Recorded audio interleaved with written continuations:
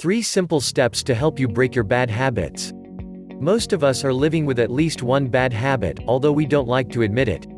Some habits, like smoking, can pose a severe health risk, but others, like knuckle cracking and nail biting, are just tedious. Odds are you've had your bad habit for some time, which might make you think that it will be difficult to break. Fortunately, if you follow these 3 simple steps, you can break your bad habits. Step number 1: make it conscious. The first step that you need to take to break your bad habits is to figure out when and why you engage in your bad habit. If you notice that you are doing it and determine the circumstances for participating in your bad habit, and what feelings are attached to it.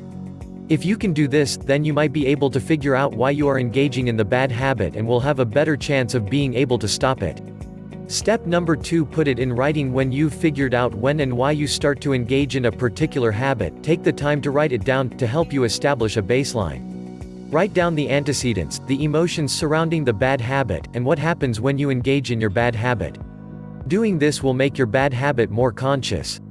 You should keep a log for at least a week so that you have enough data to take the next step, which is analyzing the data and looking at what your usual triggers are.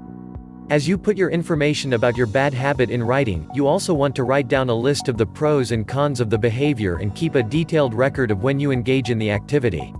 Step number 3: bait and switch. When you realize when and why you are engaging in your bad habit, the next step that you need to take is to find a temporary or permanent replacement that is not as annoying. If you tend to bite your nails, you could chew gum instead. If you have a habit of clearing your throat, the alternative might be some slow exhaling, because it is impossible to do that and clear your throat at the same time. If you have some bad habits that you'd like to break, the process is a lot easier than you might think. Follow these 3 steps, and soon, you'll notice you're no longer engaging in your bad habits.